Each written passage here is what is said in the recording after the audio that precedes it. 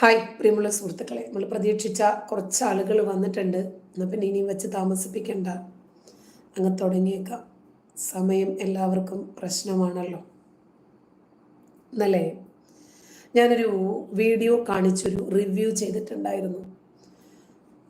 ഒരു സ്ത്രീ, അവർ ഹിന്ദു ആയിട്ടാണ് ജനിച്ചത് എന്നവർ പറയുന്നു. ഹൈന്ദവ മാതാപിതാക്കളുടെ മകളായി ഹിന്ദു കുടുംബ അന്തരീക്ഷത്തിലാണ് അവർ ജീവിച്ചു വന്നത്. അതിനിടയിലാണ് അവർ കോൺവെന്റിൽ പഠിക്കാൻ ചെല്ലുന്നത്. കോൺവെന്റിൽ നിന്നു.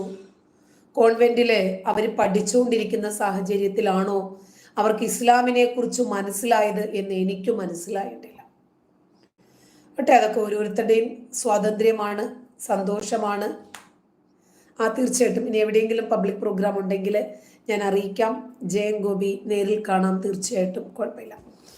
അപ്പോൾ ഏതൊരാൾക്കും ഇഷ്ടമുള്ള മതം സ്വീകരിക്കാനും നിരാകരിക്കാനും മാറി ചിന്തിക്കാനും ഒക്കെ സ്വാതന്ത്ര്യമുള്ള സുന്ദരമായ മതേതര ജനാധിപത്യത്തിന് കീഴിലാണ് നമ്മൾ ജീവിക്കുന്നത്. അതൊരു സമാധാനമാണ്. കാരണം ഇറാനി പറ്റുമോ? ഇറാഖ്, സിറിയ, അങ്ങനെ ഇപ്പോ അഫ്ഗാനില് ഒരാൾ മതം മാറാൻ സ്വീകരിക്കുന്നു. നടക്കുന്ന കാര്യമാണോ? റാസിഖ്, ആമീൻ. എനിക്ക് നല്ല ബുദ്ധി തരട്ടെ എന്ന്, ആമീൻ. അപ്പോ അങ്ങനെ സ്വാതന്ത്ര്യം ഈ രാജ്യത്തുള്ളത് കൊണ്ടാണ് ഞാൻ മതം ഉപേക്ഷിച്ചതും മറ്റൊരാള് മതം സ്വീകരിക്കുന്നതും നിരാകരിച്ച മതത്തിലേക്ക് വീണ്ടും പോകുന്നതും എല്ലാം നമ്മുടെ രാജ്യത്തിന്റെ ജനാധിപത്യം നമുക്ക് നൽകുന്ന സ്വാതന്ത്ര്യവും മതേതരത്വത്തിന്റെ മാധുര്യവുമാണ്. അപ്പോൾ അങ്ങനെ ഖദീജ എന്നാണ് അവരവരുടെ പേര് പറയുന്നത്. ഹിന്ദു സംസ്കാരത്തിലാണ്, ഹിന്ദു മതത്തിലാണ് അവർ ജനിച്ചത് എന്നല്ലാതെ അവർക്ക് ഹിന്ദു മതത്തെക്കുറിച്ച്, ഹിന്ദു ധർമ്മത്തെക്കുറിച്ച്, ഹിന്ദു വിശ്വാസത്തെക്കുറിച്ച്, ഹിന്ദുക്കളുടെ അനുഷ്ഠാനത്തെക്കുറിച്ച്, കർമ്മത്തെക്കുറിച്ച് ഒന്നും അറിവില്ലായിരുന്നു എന്നും അതവർക്ക് പറഞ്ഞു കൊടുക്കത്തക്ക രൂപത്തിലുള്ള അറിവ് അവരുടെ മാതാപിതാക്കൾക്കുണ്ടായിരുന്നില്ല എന്നും ഖദീജ പറയുന്നു. കോൺവെന്റിൽ പഠിച്ച ഖദീജ പെട്ടെന്ന് അവരുടെ ഒരു കൂട്ടുകാരിയായ, അതിന്റെ പേരും ഖദീജ എന്നാ പറയുന്നത്, അവരുടെ പേരാണ് ഇവർ സ്വീകരിച്ചത് എന്നാ പറയുന്നത്. അങ്ങനെ ഖദീജയുടെ വീട്ടിലെത്തുന്നു. ഖദീജയിൽ നിന്നും ഇവർ കൂടുതൽ ഇസ്ലാമിനെ കുറിച്ച് പഠിക്കുന്നു, മനസ്സിലാക്കുന്നു. അങ്ങനെയാണ് ഇവർ ഇസ്ലാം മത വിശ്വാസിയായി മാറിയത് എന്നാണ് അവർ പറയുന്നത്. പെട്ടെന്നൊരാള് അങ്ങനെ ആകുമോ എന്ന ചോദ്യമൊക്കെ അവിടെ നിൽക്കുവാണ്. കാരണം നമ്മൾ ഇത്രയും കാലവും പഠിച്ച് പരിശീലിച്ച് നമ്മൾ ഫോളോ ചെയ്തു വരുന്ന ഒരു മതം പെട്ടെന്ന് ലൈവാണ്, പെട്ടെന്ന് ഒരാൾ വന്ന് പറഞ്ഞാൽ അതിന് മാറ്റമുണ്ടാകുമോ എന്തോ എനിക്കറിയില്ല കേട്ടോ. ചിലപ്പോൾ ഒരു പക്ഷേ നമുക്ക് ഉൾക്കൊള്ളാൻ സാധിക്കുന്നതിനും അപ്പുറമായിരിക്കും അവര്. ഓരോരുത്തർക്കും ഓരോ രൂപത്തിലുള്ള വിശ്വാസമാണല്ലോ. അവർക്ക് ഏതു മതത്തിൽ വിശ്വസിക്കാനും ഏതു മതത്തിലേക്ക് മാറാനും ഒക്കെ സ്വാതന്ത്ര്യമുള്ളത് കൊണ്ട് അതിലേക്കൊന്നും ഞാൻ കടക്കുന്നില്ല. ഞാൻ ഇവിടെ ഈ വിഷയം എടുത്ത് നിങ്ങളുമായിട്ട് സംസാരിക്കാനുള്ള കാരണം, ഇവര് പറയുന്നത്, ഇവർ ഇസ്ലാമിനെ കുറിച്ച് അറിഞ്ഞതാ. നമുക്ക് താല്പര്യമുണ്ടെങ്കിലല്ലേ നമ്മളൊരു വിഷയത്തിലേക്ക് അടുക്കൂ. നമുക്ക് തീരെ താല്പര്യമില്ലാത്ത ഒരു ടോപ്പിക്കിലേക്ക് ഞാനോ നിങ്ങളോ പോകുക ഇല്ല. അപ്പൊ നമുക്ക് ആ താല്പര്യം ഉണ്ടാകാൻ ഒരു കാരണവുമുണ്ട്. ഇവരൊരു മുസ്ലിം കുട്ടിയുടെ വീട്ടിൽ പോയി നിന്നു. അപ്പോഴാണ് ഇവർക്ക് ഇസ്ലാമിനെ കുറിച്ച് കൂടുതൽ അറിയാൻ കഴിഞ്ഞത്. അപ്പോൾ ഇസ്ലാമാണ് ഏറ്റവും നല്ലത് എന്ന് ഇവർ വിചാരിച്ചു. ഇവരുടെ മതത്തെ കുറിച്ച് ഇവർക്ക് അറിയില്ലായിരുന്നു. മറയും വിൽക്കം ആരും കണ്ടില്ല. ഞാൻ അഡ്മിന്മാരും എന്താ വരാത്തത് എന്ന് ആലോചിച്ചിരിക്കുമ്പോഴാണ് മറയിൽ വന്നത്. ഓക്കെ, അപ്പൊ ഇവർക്ക് അറിയില്ലായിരുന്നു ഇവരുടെ മതത്തെ കുറിച്ച്. ഇവർക്ക് അറിയില്ല. ഇവർക്ക് അപ്പോ എന്താണ്, മറ്റു മതങ്ങളെ കുറിച്ച് അറിയാൻ സ്വാഭാവികമല്ലേ? മനുഷ്യനിൽ അന്തർലീനമായിരിക്കുന്ന ഒരു ക്യൂരിയോസിറ്റി ഇല്ലേ, മറ്റു കാര്യങ്ങളെ കുറിച്ച് അറിയാൻ ശ്രമിക്കാൻ. അത് തന്നെയാണ് ഇവിടെയും സംഭവിച്ചത്. ഇവർക്ക് മറ്റ് ഇതിനെ കുറിച്ചിട്ടൊന്ന് അറിയണം, മനസ്സിലാക്കണം എന്നൊക്കെ ഒരു താല്പര്യം തോന്നി. ശരി, ഇവര് അങ്ങനെ അതിന്റെ പിന്നാലെ പോയി. അപ്പോൾ ശരിക്കും അവര് ഈ മതത്തെക്കുറിച്ച് പറഞ്ഞു പഠിപ്പിച്ച് ഈ മതത്തിലേക്ക് ഇവരെ കൊണ്ടുവന്നു. ഏറ്റവും ഒടുവിലായി ഓർമ്മയ്ക്കെന്ന വണ്ണം ഇവരേതു കൂട്ടുകാരിയുടെ വീട്ടിലാണോ പോയി നിന്നത്, ആ കൂട്ടുകാരിയുടെ പേരും സ്വീകരിച്ചു. ഇവർ ഇസ്ലാം മതം സ്വീകരിക്കാൻ കാരണമായി പറയുന്ന ചില വസ്തുതകളാണ് എനിക്ക് നിങ്ങളുമായിട്ട് പങ്കുവയ്ക്കാനുള്ളത്. നോക്കാം. ഒരു ഭാഗം ഞാൻ ഇന്നലത്തെ ലൈവിൽ കാണിച്ചിരുന്നു, മറുപകുതിയാണിത്. അതുമായി ബന്ധപ്പെട്ട സംഭവങ്ങൾ ഞാൻ വായിക്കണമെന്ന് അറിഞ്ഞാൽ പിന്നെ വല്ല പ്രശ്നമാവോ? അങ്ങനെ ഇവരൊരു ദിവസം ഭക്ഷണം കഴിച്ചുകൊണ്ടിരിക്കുമ്പോൾ ഇവർക്കൊരു തുണ്ട് പേപ്പർ കിട്ടുന്നു. നോക്കണം, ആ തുണ്ട് പേപ്പറിനകത്ത് പ്രവാചകന്റെ പ്രാർത്ഥനകളാണ് അത്ര അടങ്ങിയിരുന്നത്. ഞാൻ വിശ്വസിക്കുന്നില്ല ഒരു മുസ്ലിം ഒരിക്കലും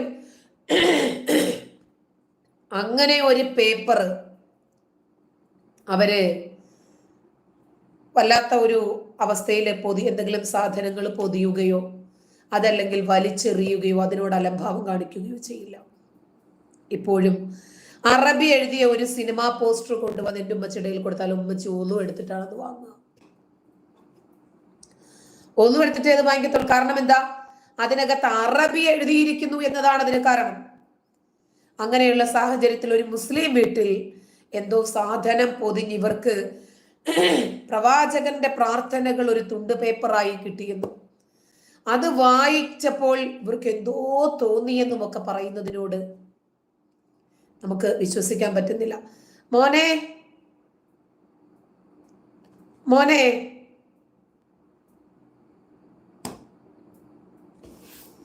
കേൾക്കുന്നില്ല. ഓക്കെ,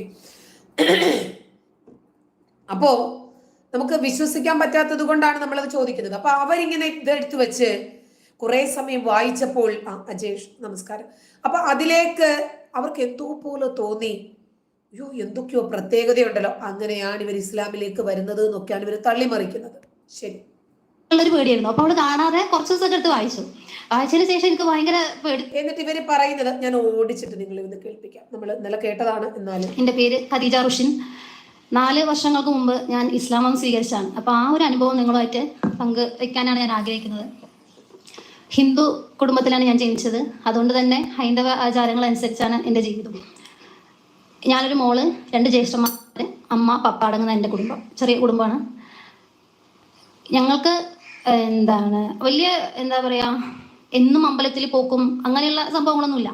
എങ്കിലും എനിക്ക് ചെറുതു മുതലേ ഉള്ള ഒരു സംഭവം എന്താ വെച്ചാല്, മനസ്സിൽ തട്ടിയ ഒരു സംഭവം എന്ന് വെച്ചാൽ ഈ 33 മുക്കോടി ദൈവങ്ങളാണ് ഹിന്ദു മതത്തിലുള്ളത്.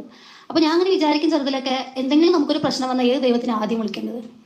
ഇത്രയും ദൈവങ്ങൾ ഉണ്ടാകുമ്പോൾ ശിവനെ വിളിക്കണോ, രാമനെ വിളിക്കണോ, ശ്രീകൃഷ്ണനെ വിളിക്കണം എന്നൊക്കെ ഉള്ള ഒരു ചെറുതിലുള്ള കുഞ്ഞു മനസ്സിലുള്ള ഒരു ഇതാണ്. അപ്പൊ അതൊന്നും എനിക്ക് ഇഷ്ടമായിരുന്നില്ല. കാരണം ഒരു ദൈവത്തിന് മാത്രം വിളിച്ച് പ്രാർത്ഥിക്കുക എന്നൊക്കെ ഉള്ള ഒരു മനസ്സായിരുന്നു അന്ന് തൊട്ട് തന്നെ. അപ്പോൾ ശിവനെ ആയിരുന്നു അപ്പൊ ആ സമയത്ത് വിളിച്ച് പ്രാർത്ഥിക്കുക. പിന്നെ ഞങ്ങളുടെ വീടിന്റെ പരിസരങ്ങളിലൊക്കെ ഈ ക്രൈസ്തവർ വന്നിട്ട് സുവിശേഷം നടത്തലുണ്ട്. അപ്പൊ അതുപോലെ ഞങ്ങളുടെ വീട്ടിൽ വന്നിട്ടുണ്ട്. അപ്പോൾ അവരിങ്ങനെ പറയും, യേശു അങ്ങനെയാണ്, യേശുവാണ് ദൈവം, അവരെയാണ് പ്രാർത്ഥിക്കേണ്ടതെന്നൊക്കെ പറഞ്ഞിട്ട് അങ്ങനെ കുറെ പറയും. അപ്പൊ എനിക്ക് ആ ഒരു ആശയം ഭയങ്കര ഇഷ്ടമാണ്. കാരണം അവരെന്ന് പറയുമ്പോൾ, ക്രിസ്ത്യാനിറ്റി എന്ന് പറയുമ്പോൾ ഒരു ദൈവം എവിടെ ഉള്ളൂ, വേറെ സെപ്പറേഷൻസ് അവിടെ അവർ പറയണില്ല. അപ്പോൾ അതിനെ ആ ചെറിയ വയസ്സിലാണ്. അപ്പോൾ ആ ഒരു ഇത് ഇങ്ങനെ മനസ്സിൽ ഇഷ്ടമായിരുന്നു. അപ്പോൾ ഒരു ഡിഫറെൻ്റ് ആണല്ലോ എന്നുള്ളത്. ഞങ്ങളുടെ പരിസരങ്ങളിൽ ആരും ഒരാൾ മുസ്ലിങ്ങളില്ല.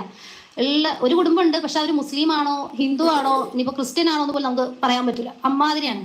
അവിടെ ഒരു ആളുണ്ട്, അയാൾ അമ്പലത്തിൽ പോവും, ക്രിസ്ത്യാനി ഫ്രണ്ട്സിൻ്റെ കൂടെ പള്ളിയിൽ പോവും, അവൻ ജുമാക്ക് മാത്രം പോവില്ല. അങ്ങനെ ഒരു സംഭവം. അപ്പോൾ അങ്ങനെ ഒരു ഇതുണ്ടായിരുന്നു. അപ്പോൾ ഞാൻ പിന്നെ വലുതായി ഡിഗ്രിക്ക് പഠിക്കുന്ന സമയത്ത് കോൺവെന്റിലാണ് പഠിച്ചത്. അപ്പോൾ ക്രിസ്ത്യാനിറ്റിനെ കുറിച്ചിട്ട് കുറച്ചുകൂടെ കൂടുതൽ എനിക്ക് അതിനെക്കുറിച്ച് മനസ്സിലാക്കാൻ പറ്റിയിട്ടുണ്ട്. അവിടെ പള്ളിയുണ്ട്, അവിടെ മാസം ഓരോരോ എന്തെങ്കിലുമൊക്കെ ഓരോ ഫംഗ്ഷൻസ് ഉണ്ടാവും, അങ്ങനെ ഓരോ പറഞ്ഞിട്ട്. പിന്നെ അതിനെക്കുറിച്ച് അങ്ങനെ മനസ്സിലാക്കിയപ്പോഴാണ് ഈ പരിശുദ്ധമായിട്ട് വാഴ്ത്തുന്ന സംഭവങ്ങൾ, അൽഫോൺസാമ അങ്ങനെ കുറേ പിന്നെ വാഴ്ത്തപ്പെട്ടു എന്നും പറഞ്ഞിട്ട് ഇവർ ഓരോ കാർഡ് തരും നമുക്ക് കോളേജിൽ. ഇവരുമായിട്ട് പ്രാർത്ഥിക്കണം, ഇവരടുത്ത് നമുക്ക് എന്തെങ്കിലും കാര്യങ്ങൾ ഉണ്ടെങ്കിൽ, നമുക്ക് എന്തെങ്കിലും ആവശ്യങ്ങൾ സാധിക്കണം എന്നുണ്ടെങ്കിൽ ഇവരടുത്ത് പ്രാർത്ഥിച്ചാൽ മതി എന്നുകൊണ്ട് പ്രാർത്ഥന അടങ്ങുന്ന ഒരു പേപ്പർ നമുക്ക് തരും പ്രാർത്ഥിക്കാൻ വേണ്ടി. അപ്പോൾ തോന്നി, പഠിച്ചോനെ ഇതെന്താണ്, യേശു മാത്രമേ ഉള്ളൂ എന്ന് പറഞ്ഞിട്ടാണ് അതിലൊരു ഇത് വന്നത്. ഇതിപ്പോൾ ഇവർ വാഴ്ത്തപ്പെട്ട പേരും കുറേ പേരുണ്ട് അങ്ങനെ. അപ്പോൾ ഇവരൊക്കെ ഇങ്ങനെ പ്രാർത്ഥിക്കാനോ എന്നുള്ള ഒരിത്. അതുപോലെ ഡിഗ്രിക്ക് പഠിക്കുമ്പോൾ എൻ്റെ ഒരു ഫ്രണ്ട് ഉണ്ട്, അവളുടെ പേരും തന്നെയാണ് ഖദീജ റുഷിൻ തന്നെയാണ്, ആ പേരാണ് ഞാൻ വെച്ചത്. അപ്പോൾ അവളുടെ വീട്ടിൽ താമസിച്ച് പഠിക്കാനുള്ള ഒരു ഇത് കിട്ടി എനിക്ക്. എൻ്റെ വീടെന്ന് വെച്ചാൽ ഭയങ്കര സ്ട്രിക്റ്റ് ആണ്. എന്തോ അള്ളാഹ് വിചാരിച്ചാലേ ഹിദായത്ത് കൊടുക്കാൻ വിചാരിച്ചാലേ ഏത് മാർഗത്തിലൂടെയും കൊടുക്കുന്ന പറയുന്ന ആ ഒരു ഇതാണ് എനിക്ക് അനുഭവപ്പെട്ടത്. അപ്പോൾ ഒരു 6 മാസക്കാലം എനിക്ക് അവിടെ താമസിച്ച് പഠിക്കാനുള്ള ഒരു സന്ദർഭം കിട്ടി. അവിടെ നിന്ന് എന്താണ് അപ്പോഴെന്റെ മനസ്സിൽ ഇങ്ങനെയുണ്ട്, എന്താണ് ജയൻ ഗോപി, ഞാൻ ഈ വിഷയം എടുത്ത് റിവ്യൂ ചെയ്ത് റിയാക്ട് ചെയ്യാനുള്ള കാരണവും അതുതന്നെയാണ്. ഇവർ പറയുന്നതിൽ നമുക്കൊരുപാട് വ്യത്യാസങ്ങൾ തോന്നുന്നു. വിശ്വാസയോഗ്യതയില്ല. 6 മാസം ഒരു കുട്ടിയുടെ വീട്ടിൽ നിന്നപ്പോൾ ഇവർ ഇസ്ലാമിനെ കുറിച്ച് പഠിച്ചു. ഇവരങ്ങനെ ഇസ്ലാം സ്വീകരിച്ചു എന്നാണ് ഇവർ പറയുന്നത്. ഇതിന് മറുപടിയായിട്ട് മറ്റൊരു വീഡിയോ എൻ്റെ കയ്യിലുണ്ട്, അത് ഞാൻ കേൾപ്പിച്ചു തരാം. ചിലപ്പോൾ വിഷയത്തിൽ നിന്നും വ്യതിചലിച്ചു പോയാലോ. നമ്മൾ ഒരു കാര്യം മാത്രം ഒന്ന് മനസ്സിലാക്കിക്കോ. ഇവര് പറയുന്നത് എത്രമാത്രം വിശ്വാസയോഗ്യത. ഇവര് ഒരു മതത്തിൽ ജനിച്ചു വളർന്നു, ആ മതത്തെക്കുറിച്ച് ഇവർക്ക് ഒന്നും അറിയില്ല എന്ന് പറയുമ്പോൾ ഇവരെന്തോ അത്രയ്ക്കുള്ള കുഞ്ഞോ? അപ്പൊ എന്താ, ഹിന്ദുക്കൾക്ക് ഒന്നും അറിയില്ലേ ഹൈന്ദവ വിശ്വാസത്തെ കുറിച്ച്? ഒരിക്കലും ഇവർ അമ്പലത്തിൽ പോയിട്ടില്ലേ? ഒരു ഹിന്ദു മതപഠന ക്ലാസ്സിലും ഇവർ പങ്കെടുത്തിട്ടില്ലേ? അല്ല, ഇവർക്ക് ഒന്നും അറിയാത്തത് കൊണ്ടാണ് ഇവർ ഇസ്ലാം എന്തോ മഹത്തതായതാണ് എന്ന് വിചാരിച്ചത് എന്നാണല്ലോ ഇവർ പറയുന്നത്. എനിക്ക് വിശ്വാസം വരുന്നില്ല. എൻ്റെ വീഡിയോ എത്ര ഹിന്ദുക്കൾ, എത്ര ക്രിസ്ത്യാനികൾ, എത്ര മുസ്ലിങ്ങൾ കാണുന്നുണ്ടെന്നും എനിക്കറിയില്ല. ഇപ്പൊ ഞാൻ ഒരു ഇസ്ലാം മത വിശ്വാസിയാണ്. അങ്ങനെ ഇരിക്കുമ്പോൾ എന്നോടൊരു ഹിന്ദു ഒരു ക്രിസ്ത്യാനിയോ വന്നിട്ട് അവരുടെ മതത്തെക്കുറിച്ച് പറഞ്ഞാൽ ഞാൻ മൈൻഡ് പോലും ചെയ്യില്ല. കാരണം എനിക്ക് എൻ്റെ മതം, എൻ്റെ വിശ്വാസം മഹത്തരമായി, എല്ലാവരും അങ്ങനെ തന്നെയല്ലേ? അതല്ലെങ്കിൽ നമ്മുടെ മതത്തെക്കുറിച്ച് അവിശ്വാസം വന്ന സാഹചര്യത്തിലായിരിക്കണം നമ്മൾ ഇവരെ കാണുന്നതും അറിയുന്നതും പരിചയപ്പെടുന്നതും. ഓക്കെ, നമുക്കത് സമ്മതിക്കാം, കുഴപ്പമില്ലെന്ന് വിചാരിക്കാം. എവിടെയാണ് പ്രാർത്ഥിക്കേണ്ടത്, എന്താണ് പ്രാർത്ഥിക്കേണ്ടത് എന്നൊക്കെയുള്ള ഇത്. അപ്പൊ ഞങ്ങൾ കോളേജിലേക്ക് ഇരിക്കുമ്പോൾ ഇങ്ങനെ സംസാരിക്കും. അതായത് അവര് മുസ്ലിം ഫ്രണ്ട്സാണ് എനിക്ക് കൂടുതലുള്ളത്. അപ്പോൾ അവരിങ്ങനെ പറയും, നിന്റെ ദൈവം എന്ന് പറഞ്ഞാൽ എന്താണ് എന്നൊക്കെ ചോദിക്കും. അപ്പൊ ഞാൻ പറയും, ഞാൻ ഒഴിഞ്ഞു മാറുക ചെയ്യാം. കാരണം എനിക്ക് എന്റെ ദൈവത്തിനെ കുറിച്ച് നല്ല രീതിയിൽ അവതരിപ്പിക്കാനേ എനിക്കറിയില്ല. കാരണം ഞാൻ അത് മനസ്സിലാക്കിയിട്ടില്ല. എന്റെ ദൈവം എന്ന് പറഞ്ഞ ഒരാൾ എനിക്ക് അതിനെ കുറിച്ച് എന്താണ് ഇന്നതാണ്, ഇതാണ് ദൈവം, അല്ലെങ്കിൽ ഇന്ന രൂപത്തിലാണ് നമ്മൾ അത് ചെയ്യേണ്ടത് എന്ന് എനിക്ക് ഒരാളും പറഞ്ഞു തന്നിട്ടില്ല. അതിനെക്കുറിച്ച് ഞാൻ ഇതാക്കിയിട്ടില്ല. അപ്പൊ ഞാൻ അവരങ്ങനെ ഓരോ ടോക്ക് അങ്ങനെ എടുത്തിടുമ്പോൾ ഞാൻ ഒഴിഞ്ഞു മാറുക ചെയ്യാം. അപ്പോൾ ഞങ്ങളിങ്ങനെ പഠിക്കാതിരിക്കുന്ന സമയത്ത് പബ്ലിക് എക്സാമിന്റെ ടൈമായിരുന്നു അത്, ലാസ്റ്റ് ഇയർ. അപ്പോൾ ഞാൻ ഒറ്റയ്ക്കായിരുന്നു അപ്പോൾ ഇരിക്കേണ്ടായിരുന്നു. അപ്പോൾ എനിക്കൊരു പേപ്പറിന്റെ ഒരു കടലാസിന്റെ തുണ്ട് കിട്ടുക, അതായത് നബിയുടെ പ്രാർത്ഥനകൾ എന്നും പറഞ്ഞ ഉള്ളൊരു കടലാസ്. അപ്പോൾ അത് ഒന്ന് വായിച്ചപ്പോൾ ആദ്യത്തെ തവണ ഒന്ന് വായിച്ചപ്പോൾ വളരെ ഡിഫറൻസ് തോന്നി. അതായത് ഇതുവരെ നമ്മൾ പ്രാർത്ഥിച്ച സംഭവങ്ങളേ ഇല്ല. ഞാനൊക്കെ ആദ്യം പ്രാർത്ഥിച്ചത് ദൈവത്തിനോട് അടുക്കണ തന്നെ പരീക്ഷയിൽ പാസ്സാവണേ, നല്ല മാർക്ക് കിട്ടണേ എന്നൊക്കെയുള്ള നമ്മളുടെ ആ ഓരോരോ ഇതുണ്ടാവുമല്ലോ, അങ്ങനെയൊക്കെയാണ്. ഇതിങ്ങൾ വായിച്ചപ്പോൾ വളരെ എന്തോ മനസ്സിനങ്ങോട്ട് വല്ലാത്തൊരു. ഇവർ ഇസ്ലാം മതത്തിലേക്ക് പോയി എന്നത് മാത്രമല്ല, ഇവര് ഹിന്ദുമതം പക്ക പോക്കാണെന്നും ഹൈന്ദവ വിശ്വാസത്തെ കുറിച്ച് ഇവർക്ക് ഒന്നും അറിയില്ലെന്നും. അപ്പോ ഹിന്ദുക്കൾക്കൊന്നും അറിയില്ല എന്നാണോ ഇവർ ഈ പറയുന്നതിന്റെ ആശയം? അതോ ഇവരുടെ മാതാപിതാക്കൾ ഹിന്ദു ധർമ്മത്തെ കുറിച്ച് അറിയാത്തവരാണെന്നാണോ? അതോ ഇവരെ അത് പഠിപ്പിക്കുന്നതിൽ ഇവരുടെ മാതാപിതാക്കൾ പരാജയപ്പെട്ടു പോയി എന്നാണോ? അല്ല, ഹിന്ദുക്കൾക്ക് മതചിന്തയില്ല എന്നല്ലല്ലോ, അതല്ലല്ലോ ജിനീഷ് ഇവിടുത്തെ വിഷയം. ഇപ്പോ ജിനീഷ് ഒരു ഹിന്ദു ആണെന്ന് വിചാരിച്ചോ. നിങ്ങളുടെ മതത്തില് നിങ്ങളുടെ മാതാപിതാക്കളുടെ മതമാണ് നിങ്ങൾക്ക് ലഭിച്ചത്. അങ്ങനെ ജീവിച്ചു വരുമ്പോ ഒരു 10-20 വയസ്സ് വരെ ആയിട്ടും നിങ്ങൾക്ക് ഈ മതത്തെക്കുറിച്ച് ഒന്നും അറിയില്ല എന്ന് പറയുമ്പോൾ വിശ്വസിക്കാൻ ബുദ്ധിമുട്ടാണ്. ഇപ്പൊ ഒരു സ്ത്രീ പറഞ്ഞു, കണ്ണനെ കുറിച്ചിട്ട് എനിക്ക് അറിയില്ലായിരുന്നു, എന്തുവാണ് ഈ സാധനമെന്ന് പോലും എനിക്ക് അറിയില്ലായിരുന്നെന്നും. വിവാഹം കഴിഞ്ഞ് ഭർത്താവിന്റെ വീട്ടിലേക്ക് പോയപ്പോഴാണ് കണ്ണന്റെ ഒരു ചിത്രം കാണുന്നതെന്നും. നമ്മുടെയൊക്കെ കുട്ടിക്കാലം അങ്ങനെയായിരുന്നു. നമ്മൾ ധാരാളം കേട്ടിട്ടില്ലേ? ബാലരമ, ബാലമംഗളം, പൂമ്പാറ്റ, ബാലഭൂമി, ബാലരമ, അമർ ചിത്രകഥ, ഇതൊക്കെ വായിക്കുകയും അറിയുകയും ചെയ്യാത്ത, ദൂരദർശനിൽ ഇതുപോലെയുള്ള സീരിയലുകളും സിനിമകളും കാണാത്ത എത്ര പേരുണ്ടാകുമെന്ന്. അന്നാകെ DD1 DD4 മാത്രമല്ലേ ഉള്ളൂ. അപ്പോ നമ്മൾ അത് കണ്ട് വളർന്നിട്ട്, അല്ലെങ്കിൽ തന്നെ നമ്മുടെ സ്കൂളുകളിലുമുണ്ട് കൃഷ്ണഗാഥ, കൃഷ്ണലീല, ഇതൊക്കെ നമ്മൾ പഠിക്കാറില്ലേ? എന്നിട്ടും അതിനെക്കുറിച്ച് ഇവർക്ക് യാതൊന്നും അറിയില്ലായിരുന്നെന്നും. കല്യാണം കഴിഞ്ഞപ്പോഴാണ്, അതായത് 10-23 വയസ്സായപ്പോഴാണ് ഇവർ കണ്ണനെ കുറിച്ച് ആദ്യമായിട്ട് കേട്ടതെന്നും ഈ സാധനത്തെ ആദ്യമായിട്ട് കാണുന്നത് അന്നാണെന്നും ഒക്കെ പറയുന്ന കള്ളത്തരങ്ങൾക്കാണ് ഞാനൊക്കെ പ്രതികരിച്ചിട്ടുള്ളത്. അതേപോലെ തന്നെ ഇവിടെയും ഇവർക്ക് ഹിന്ദു ധർമ്മത്തെക്കുറിച്ച്, ഹിന്ദു വിശ്വാസത്തെക്കുറിച്ച് ഒന്നും അറിയില്ലായിരുന്നു. അതറിയാമെങ്കിൽ ഇവരൊരിക്കലും മറ്റതാണ് കേമമെന്ന് വിചാരിക്കില്ല. അല്ല, ഞാനൊന്ന് ചോദിക്കട്ടെ. ഇപ്പം നമ്മൾ ജനീഷിന്റെ കാര്യമാണല്ലോ സംസാരിച്ചുകൊണ്ടിരുന്നത്. ജിനീഷിന്റെ മതത്തെക്കുറിച്ച് ഒന്നും അറിയില്ല. വേറൊരാൾ വന്നിട്ട് ഇസ്ലാം മതം അങ്ങനാടാ ഇങ്ങനാടാ എന്നൊക്കെ പറയുമ്പോൾ എന്നാൽ എനിക്ക് ആ മതം മതി, അങ്ങ് പിന്നാലെ അങ്ങ് പോകുമോ എന്തോ എനിക്കറിയത്തില്ല കേട്ടോ. എനിക്കത് പരിചയവുമില്ല, എനിക്കത് വിശ്വസിക്കാനും ബുദ്ധിമുട്ടുള്ളത് കൊണ്ടാണ് ഞാൻ അതിനെക്കുറിച്ച് പ്രതികരിച്ചത്. കത്തല് അങ്ങനെ ഒരു ഡിഫറൻസ് തോന്നി എനിക്ക്. അപ്പോൾ എന്താണ് പിന്നെയും ഞാനത് വായിക്കാൻ തുടങ്ങി കുറെ. അതുമായിട്ട് ബന്ധപ്പെട്ടുള്ള വേറെ കുറെ ബുക്സ് ഉണ്ടാവില്ല, അവിടെ കുറെ ബുക്സ് ഉണ്ട്. അപ്പോൾ അവള് വായിക്കില്ല എന്നുണ്ടെങ്കിലും കുറെ വാങ്ങി വെക്കും. അപ്പോൾ അതൊക്കെ ഞാനിങ്ങനെ അവള് കാണാതെ എടുത്ത് വായിക്കുമായിരുന്നു. കാരണം എനിക്ക് പേടിയായിരുന്നു. അപ്പോൾ അവരുടെ കുടുംബക്കാരും മറ്റും അറിഞ്ഞാൽ ഖുറാൻ അതുമായി ബന്ധപ്പെട്ട സംഭവങ്ങളോ ഞാൻ വായിക്കണമെന്ന് അറിഞ്ഞാൽ പിന്നെ വല്ല പ്രശ്നമാവോ എന്നൊക്കെ ഉള്ളൊരു പേടിയായിരുന്നു. അപ്പോൾ അവള് കാണാതെ കുറച്ച് ദിവസമൊക്കെ എടുത്ത് വായിച്ചു. വായിച്ചതിന് ശേഷം എനിക്ക് ഭയങ്കര പേടി തോന്നി. ഖബറിനെ കുറിച്ചും പരലോകത്തിനെ കുറിച്ചും ഒക്കെ കൂടെ അറിഞ്ഞപ്പോൾ എന്തോ ഒരു ഇത് മനസ്സിന് അതിനെക്കുറിച്ച് കൂടുതൽ ഒന്നുകൂടെ അറിയണം എന്ന് തോന്നിയിട്ട് ഞാൻ അവളോട് ചോദിച്ചു. ഞാൻ പറഞ്ഞു എനിക്ക് മുസ്ലിം ആയിട്ടൊന്ന് ജനിച്ചാൽ മതിയായിരുന്നല്ലോ, എന്നെ എന്തിനാ ഹിന്ദുവിൽ പെടുത്തി ജനിച്ചത്. അവൾക്ക് ഭയങ്കര സന്തോഷം. ആ പെൺകുട്ടിയുടെ വീട്ടില് ഇവരാകെ നിന്നു എന്ന് പറയുന്നത് 6 മാസം. ഈ 6 മാസത്തിനിടയ്ക്കാണ് ഈ പുസ്തകങ്ങളൊക്കെ വായിക്കാൻ ഇവർക്ക് അവസരം കിട്ടിയതും അങ്ങനെ ഇസ്ലാമിനെ കുറിച്ച് ഇവർ മനസ്സിലാക്കിയതും. പത്തരമാറ്റു മതം, എനിക്ക് മുസ്ലിമായിട്ടങ്ങ് ജനിച്ചാ മതിയായിരുന്നല്ലോ എന്ന് തോന്നത്തക്ക രൂപത്തിൽ മതം ഇവരുടെ ഹൃദയത്തിൽ കയറി. അടിച്ചോനെ ഇവള് ഇങ്ങനെ പറയണ്ടല്ലോ എന്നുള്ള പറഞ്ഞിട്ട് പിന്നെ അവളാലാകുന്ന എല്ലാ ഇതും എനിക്ക് ചെയ്തു തന്നു. ക്ലാസ്സുകൾ അറ്റൻഡ് ചെയ്യാനും ഏതൊക്കെ ബുക്കുകളാണ്. അത് പിന്നെ ചെയ്തു തരാതിരിക്കുമോ? ഞങ്ങളുടെ മതത്തിലേക്ക് ഒരാൾ വരുന്നെന്ന് പറഞ്ഞാൽ ഞങ്ങൾക്കത് വലിയ കാര്യമല്ലേ. ഇതിന് മറുപടി നമ്മുടെ റഹ്മത്തുള്ള കാസിമി മൂത്തേടം എന്നാണെന്ന് തോന്നുന്നു, അവര് ഒരു ഷോർട്ട് സ്റ്റോറി ഇട്ടിട്ടുണ്ടായിരുന്നു, എവിടെയാണെന്ന് ഓർമ്മയില്ല.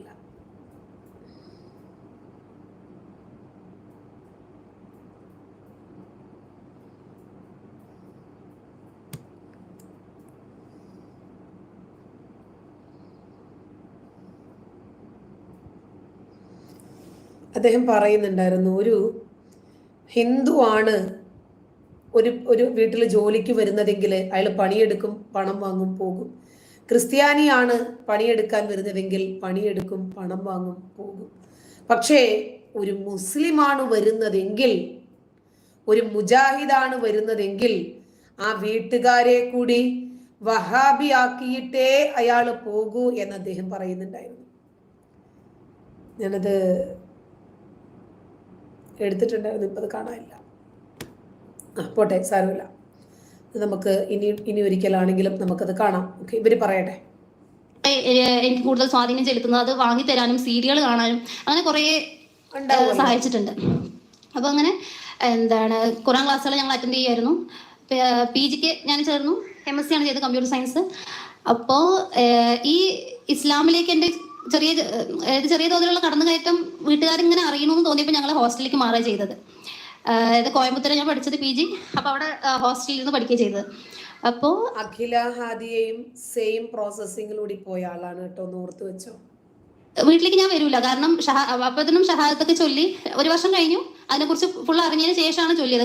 അറിഞ്ഞ ഉടനെ ഇതാക്കില്ല. മോളെ പഠിപ്പിച്ച് കഷ്ടപ്പെട്ട് നമുക്ക് കിട്ടാത്ത വിദ്യാഭ്യാസ യോഗ്യതയും സ്ഥാനമാനങ്ങളും ലൈഫ് ഒരു നല്ല ഷെൽട്ടറിൽ എത്തിക്കാനുള്ള സൗകര്യങ്ങളും മക്കൾക്ക് കിട്ടട്ടെ എന്ന് കരുതി കഷ്ടപ്പെട്ട് പണം കൊടുത്ത് പ്രത്യാശയോടെ മാതാപിതാക്കൾ പഠിക്കാൻ വിട്ടു. മകൾ ഇസ്ലാമിനെ കുറിച്ച് പഠിച്ചു, ഇസ്ലാം സ്വീകരിച്ചു. ഇനി ആദ്യം വീട്ടുകാരോട് സ്വീകരിക്കുന്ന സമീപനമാണ് ഈ പെൺകുട്ടി പറയുന്നത്, കേട്ടോ. കുറെ പഠിച്ചു കഴിഞ്ഞ് അതാണ് സത്യം എന്ന് മനസ്സിലാക്കിയതിന് ശേഷമാണ് ഷഹാദത്തൊക്കെ ചൊല്ലി നമസ്കാരം തുടങ്ങിയപ്പോൾ വീട്ടിലേക്ക് തന്നെ പോകില്ല. അപ്പോൾ വീട്ടുകാർക്ക് ഭയങ്കര സംശയം, അത് ഇവള് ശനി ഞായറാണ് വരുന്നത്, ആ ദിവസം വരുന്നില്ല എന്നൊക്കെയുള്ളൊരു സംശയം. പിന്നെ ഡ്രസ് കോഡിലൊക്കെ വ്യത്യാസം വന്നു, പൊട്ട് വെക്കണില്ല. അപ്പോൾ അതൊക്കെ നമുക്ക് ഈ എന്താ പറയുക ഫാഷൻ്റെ ഭാഗമാണെന്നും പറഞ്ഞിട്ട് പോകും. ചുരിദാറിന് കോളർ വന്നു, ഫുൾ കൈ ആയി, അങ്ങനെ പിന്നെ തട്ടം ഇടാൻ പെട്ടെന്ന് പറ്റൂല. അപ്പോൾ ആ രീതിക്കുള്ള ഓരോ മാറ്റങ്ങൾ വന്നപ്പോൾ തന്നെ വീട്ടുകാർക്ക് ഭയങ്കര സംശയം, എന്തോ ഒരു ഇതുണ്ട്. പക്ഷെ ഉള്ളിൻ്റെ ഉള്ളിൽ എന്താ ഇവളെന്തായാലും ചതിക്കൂല നമ്മളല്ലേ, അങ്ങനെ നടന്നാലും ഫാഷൻ ആയിരിക്കാം ചിലപ്പോൾ, ചതിക്കൂല എന്നൊക്കെയുള്ള ഒരു ഇത്. അങ്ങനെ ഞങ്ങൾ PG കഴിഞ്ഞു. ഞാൻ 2010 PG പാസ് ഔട്ട് ആയത്. 1 മാസം വീട്ടുകാർ കൂടി ഇരുന്നു. എന്നതിന് ശേഷമാണ് ഞാൻ വീട്ടിൽ നിന്ന് ഇറങ്ങി പോകുന്നത്. ഇതിലെന്ന് വെച്ചാൽ എനിക്ക് ഇങ്ങനൊരു സംഭവം തന്നെ അറിയില്ലായിരുന്നു. ഇപ്പോൾ ഇസ്ലാം സ്വീകരിച്ചാൽ എവിടേക്ക് പോകണം, ഇപ്പം അറിയാത്ത പറഞ്ഞ പോലെ തന്നെ അവിടെ എന്താ സജീവമായ പ്രവർത്തനങ്ങൾ ഇല്ലാത്തത് കൊണ്ടാണോ എനിക്കറിയില്ല, ഇങ്ങനെയുള്ള സംഭവങ്ങൾ അറിയാം. നിച്ച് ഓഫ് ട്രൂത്ത് എന്ന് കേട്ടിട്ടുണ്ട്, പക്ഷെ അത് എന്തിനാണെന്നുള്ളതെന്ന് എനിക്കറിയില്ല. അപ്പോൾ ഞാനും എൻ്റെ ഫ്രണ്ടും അതിനായിട്ട് ആ ഒരു വർഷക്കാലം ഭയങ്കര കഷ്ടപ്പെട്ടിട്ടുണ്ട്. അതായത് ഇങ്ങനെ ഇറങ്ങി വരുമ്പോൾ എവിടെയെങ്കിലും പോയി നിൽക്കണമല്ലോ, അങ്ങനെ നിൽക്കണമെങ്കിൽ സ്ഥാപനങ്ങൾ ഉണ്ടോ എന്ന് അറിയാൻ വേണ്ടിയിട്ട്. അങ്ങനെ പോയി നിൽക്കുകയാണെങ്കിൽ നമ്മുടെ അടുത്ത് പൈസ വേണം. അപ്പോൾ ഞങ്ങൾ ചെയ്യാറുള്ളത് എന്താണെന്ന് വെച്ചാൽ, ഹോസ്റ്റലിൽ നിൽക്കുമ്പോൾ സമയത്ത് ഇപ്പോൾ 10 ദിവസം അടുപ്പിച്ച് നമ്മളെ ഭക്ഷണം കഴിക്കാതിരുന്നാൽ അവിടുത്തെ ഫീസ് കുറച്ച് കട്ടാവും. അപ്പോൾ അങ്ങനെ സ്വരൂപിച്ചിട്ടാണ് ഞങ്ങൾ പൈസ ഉണ്ടാക്കിയത്. അതായത് നമുക്കറിയില്ല, അപ്പോൾ പുറത്ത് വന്നാൽ ഇങ്ങനെ സ്ഥാപനങ്ങളിൽ പോയി നിൽക്കുമ്പോൾ ഓരോ ഇതിലാണെന്നും നമുക്കറിയില്ല. അപ്പോൾ അങ്ങനെ പൈസ ഉണ്ടാക്കി കൂട്ടിയിട്ടാണ് ഞങ്ങൾ ഇവിടെ കോഴിക്കോടുള്ള തർബിയത്ത് കണ്ടുപിടിച്ചു. എന്നിട്ട് ഞാൻ ഒറ്റയ്ക്ക് തന്നെയാണ് വീട്ടിൽ നിന്ന് ഇറങ്ങി പോകുന്നത്. എന്നിട്ട് തർബിയത്തിലെത്തി വീട്ടിലേക്ക് വിളിച്ച് പറഞ്ഞു, ഞാൻ അങ്ങനെ ഇസ്ലാം പഠിക്കാനും വേണ്ടി വന്നിട്ടുണ്ട് പറഞ്ഞ്. അവർ പിന്നെ സ്വാഭാവികമായിട്ടുണ്ടാവുമല്ലോ എല്ലാവരുടെയും പ്രശ്നങ്ങൾ തുടങ്ങി. പിന്നെ എനിക്കെന്ന് പറഞ്ഞാൽ എൻ്റെ വീട്ടിലൊരു അവസ്ഥ എന്ന് വെച്ചാൽ എനിക്ക് അമ്മ എന്നിൽ ഒരുപാട് പ്രതീക്ഷ വെച്ച് നിൽക്കുന്ന ഒരാളാണ്, മറ്റുള്ളവരെക്കാൾ കൂടുതൽ. ഇവള് പഠിച്ചിറങ്ങിയിട്ട് വേണം. അതാണ് മറയും ഞാനും പറയാൻ വന്നത് അത് തന്നെയാണ്. എല്ലാ പ്രോസസ്സിങ്ങും ഏതാണ്ട് ഈക്വൽ ആണ്. നിമിഷ ഫാത്തിമ, സോണിയ സെബാസ്റ്റ്യൻ, മറ്റേ മെറിൻ ജേക്കബ്, റഫീല, അഖില ഹദിയ, ഇനി നമുക്ക് പുറത്ത് പറയാൻ പറ്റാത്ത അനേകം പേരുകൾ, ശ്രുതി, നസ്രിൻ, ആതിര, എത്ര വേണം. ഇവരൊക്കെ കൊണ്ടുപോയത് ഇതേ പ്രോസസ്സിങ്ങിലൂടെയായിരുന്നു. മതം മാറ്റുന്ന വിങ് ഒരു കൂട്ടുകാരി പ്രത്യക്ഷപ്പെടുന്നു. ആ കൂട്ടുകാരി അവരുടെ വീട്ടിലേക്ക് കൊണ്ടുപോകുന്നു. അവരുടെ മതത്തെക്കുറിച്ച് കുറച്ചുകൂടി ആകാംക്ഷാഭരിതമായിട്ടുള്ള രൂപത്തിലുള്ള ധീര സാഹസികതകൾ പറയുന്നു. അപ്പോൾ ഇവർക്ക് അതിലേക്കൊരു ആകർഷണം തോന്നുന്നു. നമ്മുടെ മതത്തിൽ ഇതൊന്നുമില്ല, ഇതെന്തോ വലിയ സംഭവമാണല്ലോ എന്ന് തോന്നുന്നു. ഇസ്ലാം സ്വീകരിക്കുന്നു, വീടു വിട്ടിറങ്ങുന്നു. ഞാൻ ഈ പറഞ്ഞ എല്ലാ ആളുകളും ഇതേ രൂപത്തിലൂടെ തന്നെ പോയതാണ്. ആദ്യം വീട് വിട്ടിറങ്ങുന്നു, പിന്നീട് ഇവർക്ക് വീട്ടുകാരോടാണ് അറപ്പും വെറുപ്പും തോന്നുന്നത്. ജന്മം കൊടുത്ത് ഇത്രയും കഷ്ടപ്പെട്ട് വളർത്തി വലുതാക്കി ആ പെൺകുട്ടി പറഞ്ഞു കേട്ടില്ലേ, മാതാപിതാക്കൾ വിചാരിച്ചു ഞാൻ ചതിക്കില്ല എന്ന്, പക്ഷെ ഞാൻ പണി കൊടുത്തു. ഒരു ജോലി, അവിടെ പോയിട്ട് നല്ല സമാധാനത്തോടുകൂടി ജീവിക്കാൻ, അങ്ങനെ അങ്ങനെ എന്നൊക്കെ. ഇപ്പൊ ഞാനിപ്പോ ഇസ്ലാം സ്വീകരിച്ചതോടുകൂടി എൻ്റെ പപ്പയും മൂത്ത ജ്യേഷ്ഠന്മാരെല്ലാവരും അമ്മനെ ഇട്ടിട്ട് അമ്മനെ കൈയൊഴിഞ്ഞ മാതിരിയാണ്. അപ്പൊ ആരും ഇല്ലാത്തൊക്കെ ഒരവസ്ഥ. അങ്ങനെ എന്നിട്ട് ഞാൻ തർബിയത്തിലെത്തി. ഞാൻ വിളിച്ചു പറഞ്ഞപ്പോൾ അമ്മ കുടുംബക്കാരെ മൊത്തം പിറ്റേ ദിവസം രാവിലെ വന്നു. ഇവിടെ ചോദിച്ചു, എന്തിനാണ് നിങ്ങൾ ചെയ്തത്, അങ്ങനെ അങ്ങനെ ഒരുപാട് ക്വസ്റ്റ്യൻസ്. ഞാൻ പറഞ്ഞു, ഇതാണ് സത്യം എന്ന് എനിക്ക് തോന്നി, ഇസ്ലാമാണ് സത്യം, അപ്പോൾ അതിനനുസരിച്ച് ജീവിക്കാനും വേണ്ടിയിട്ടാണ് ഞാൻ അവിടെ വന്നത് എന്ന് പറഞ്ഞ് ഇതായി. പക്ഷെ അവർ കരച്ചിലും അങ്ങനെ അങ്ങനെ ഇത്. അപ്പോൾ ഒരാഴ്ചയിൽ 4-5 പ്രാവശ്യം അവർ വരും തർബിയത്തിൽ കാണാനും വേണ്ടി, തിരിച്ചു വിളിക്കാനും വേണ്ടിയിട്ടാണ്. അങ്ങനെ ഒരു മാസം ഞാൻ അവിടെ നിന്നു. 1 മാസമല്ല 3 മാസം നിന്നു. പിന്നെ എനിക്ക് തോന്നി, കാരണം ഞാൻ മനസ്സിലാക്കിയ സംഭവം എൻ്റെ വീട്ടുകാർക്കും കൂടെ അത് മനസ്സിലാക്കിപ്പിക്കണം. കാരണം അവിടെ എന്ന് പറഞ്ഞ ഗ്രാമമാണ്, അവർക്കത് പെട്ടെന്ന് അങ്ങോട്ട് ഉൾക്കൊള്ളാൻ പറ്റില്ല. ഞാൻ മനസ്സിലാക്കിയ മതം, ഞാൻ സ്വീകരിച്ച മതം, ഞാൻ ഫോളോ ചെയ്യുന്ന മതം, ഞാൻ വിശ്വസിച്ച മതം, ഞാൻ പഠിച്ച മതം, ഇനി എനിക്കത് വീട്ടുകാരെ കൂടി പഠിപ്പിക്കണം. ഇത് തന്നെയല്ലേ അഖിലയും ചെയ്തത്. അഖില ആദ്യം അച്ഛനെ വിളിച്ചു, ചാച്ചനും ഈ മതം സ്വീകരിക്കണം, എനിക്ക് യമനിലേക്ക് പോണം, ആടുമേയ്ക്കണം, ഞാൻ സ്നേഹിക്കുന്ന എൻ്റെ റസൂൽ ആടുമേയിച്ചിട്ടുണ്ട്, പലായനം ചെയ്തിട്ടുണ്ട്, പൊട്ടിത്തെറിച്ചിട്ടുണ്ട്, അതുകൊണ്ട് ചാച്ചനും വരണം, 20 ദിക്ർ തയ്ച്ചു വെച്ചു, നമുക്ക് ഒരുമിച്ച് പൊട്ടിത്തെറിക്കാം. അപ്പൊ ചാച്ചൻ ചോദിച്ചു, എന്നാ മോളെ നീ പറയുന്നേ, നീ എന്തുവാ ഈ പറയുന്നേ? പിന്നെ ക്രമേണ അച്ഛൻ എതിർത്തപ്പോൾ അച്ഛനെ വിളിക്കാതെയായി. ആ പൊന്നമ്മ എന്ന് പറയുന്ന മാതാവിന്റെ വേദനയുണ്ടല്ലോ, അതേ വേദന തന്നെയാണ് ഒരു സുൽത്താൻ, നസ്രിയ സുൽത്താനെ ആ പെൺകുട്ടി പോയപ്പോഴും ഉള്ളത്. അതായത് അതൊരു മുസ്ലിം ഉമ്മയായതുകൊണ്ട് അവരുടെ വേദനയ്ക്ക് കുറച്ച് കൂടുതൽ വോൾട്ടേജും അവരുടെ കണ്ണീരിൽ ഒരു കൂടുതൽ ഉപ്പുരസവും തെളിമയും ഒന്നുമില്ല. എല്ലാ മാതാപിതാക്കളും, ഞാനടക്കമുള്ള എല്ലാ മാതാവും മക്കളെ പഠിപ്പിക്കുന്നത്, വളർത്തുന്നത് പ്രതീക്ഷയോടെ തന്നെയാണ്. ആ പ്രതീക്ഷ അവർക്ക് നശിപ്പിക്കുന്നത് മക്കളാണ്. മതം സ്വീകരിച്ചോട്ടെ, ഇഷ്ടമുള്ള മതം സ്വീകരിക്കുകയോ നിരാകരിക്കുകയോ ഒക്കെ ചെയ്യാം. ഇവിടെ ഇസ്ലാം സ്വീകരിച്ച ആളുകൾ ഇവിടെ തന്നെ ഉണ്ടോ എന്നൊന്ന് നോക്കണം. നസ്രിയ സുൽത്താന ഇവിടെ തന്നെ ഉണ്ടാകും, നമുക്ക് ഉറപ്പാണ്. എല്ലാവരും ഇവിടെ ഉണ്ടാകുമോ എന്ന് നോക്കിയാൽ മതി.